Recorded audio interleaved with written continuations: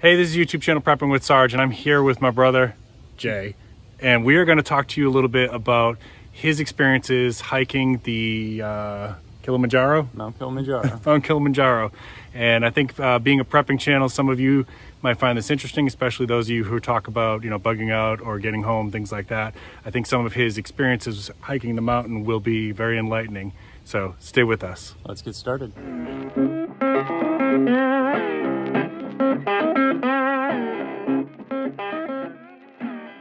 All right, Jay, thanks again for being on the channel. Tell us a little bit about Mount Kilimanjaro. What do my viewers need to know? So it got started, I was traveling back from work on a flight and I was flipping through news and I came across an article and it was titled, "Another Man Dies Trying to Achieve 7 Summit Club Status." And all I could think about was, what is 7 Summit Club? That sounds really prestigious. I missed the irony until later that it was about a man dying on this mountain. But Mount Kilimanjaro is one of the 7 summits. The 7 summits are the tallest mountains, or the tallest mountain in each of the different continents. And so Mount Kilimanjaro represents the roof of Africa. It's 19,341 feet high, and there's multiple different climate zones. You start out in rainforest at the very beginning. You work your way into the moorland, which is just shrubs around you, some trees. And you slowly ascend into alpine desert, which is really, there's almost no greenery left. And then at the very top, near the summit, you're in the Arctic zone. There are a few different ways to get to the summit of Mount Kilimanjaro, but for our particular adventure, we started out at Londerosi Gate, and it was a 7-day trip through which we would have to ascend 5,000 or 6,000 feet.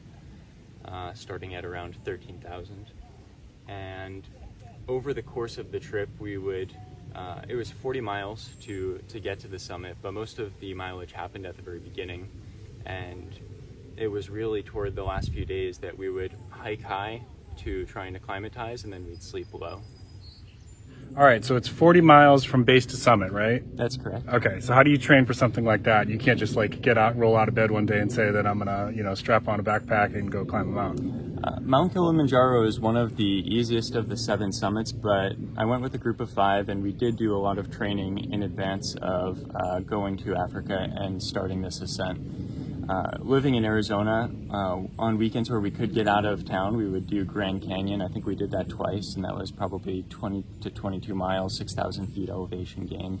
So a lot of elevation, of course. We were also doing a lot of training with backpacking, so we'd do 12 to 20 mile backpacking trips, a few thousand feet elevation gain. But on weekends where we couldn't get out of town, we were often in the McDowell mountain range, which for people not in Arizona is just all desert with some mountains where you get a lot of elevation gain. You can do some trail running there. And we were trying to do as much as we could for about a year before starting with Mount Kilimanjaro. And how many times a week? Usually once a week. Once a week. And when you did the backpacking, how heavy are the packs? The packs with backpacking in Arizona are going to be a little bit different, and we can talk about that for Mount Kilimanjaro as well. But usually it'd be somewhere between 20 and 30 pounds. You're carrying all your food, your water purification. And with Mount Kilimanjaro, you had guides that will take you up to the summit, guide you to the summit. And you also have a group of porters, and those porters will usually carry the majority of your nighttime items, so your sleeping bag, extra clothes, and they'll be carrying food and water. So you really just need to focus on taking a day pack, 10 or 15 pounds max, with snacks, different clothes for rain gear in case it starts raining, and then your day water. Okay, so a lot of people in the prepping community, we like to build our bug out bags and our get home bags.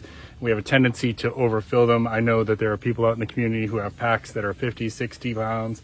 And if they're not training on that regularly and they had to use that in an emergency situation, how quickly do you think the body would break down? Oh man, that's an interesting question. That's a scientific question, right? The thing that you want to care about is water purification. In doing a lot of backpacking myself, I found that the best water purification, if you can take it with you, are gravity bags. You just fill up a dirty water bag, hang it up on a tree, and then it runs through a filter into a clean bag so that you have a really nice clean water source. If you can't do that, you can of course use purification tablets or boil the water, trying to strain out any items that you may have collected when you're gathering the water. But Gravity bags, if you can get it with you, is going to be a really easy way to keep clean water. And it's quick too, right? Mm-hmm. Okay. Any particular brands that you like for gravity bags? Just, I think Gravity Platypus, I can't remember the exact title, I guess, but that's always been great. I've used ceramic pumps in the past, and they usually get clogged up really quickly, especially if the water's not very clean. And so those ones have not worked out as well for me. Okay, great. Thanks. All right, Jay, so what kind of gear was most helpful when you were doing a trip like this? There were a few things that were a little bit abnormal that we needed to prepare for this specific trip. One of those is that you need to have glacier glasses so that you don't get snow blindness once you're trying to summit on summit day. And I'm wearing these today. These are doable glasses. They have a specific mountaineering class rating so that they have a specific amount of UV protection, and they also wrap around the corner so that sun doesn't get in from the sides, unlike normal sunglasses. Beyond that, just having a really good pair of boots was helpful for us, a good sleeping bag. It got really cold during some of the nights, and they recommended a 0-degree bag, so I had a nice 0-degree mummy bag. You can also add like a 15-degree silk liner to it to add a little bit more warmth. And then beyond that, I'd say probably the most crucial piece of gear was sunblock. We needed to apply sunblock multiple times, even per hour, some of the time when we were up in that alpine desert where we had no protection from the sun. And some days the clouds were coming in and they were just still radiating the sun onto us so much that we were actually putting on additional gear to protect our skin from the sun. Chapstick, sunblock, those were really, really crucial for us. What was it like approaching the summit? Approaching the summit, so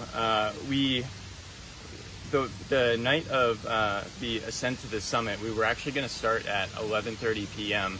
And the reason why we do that is because the trail starts to freeze over at night, and it creates a lot more rigidity for us to be able to step and not sink into either.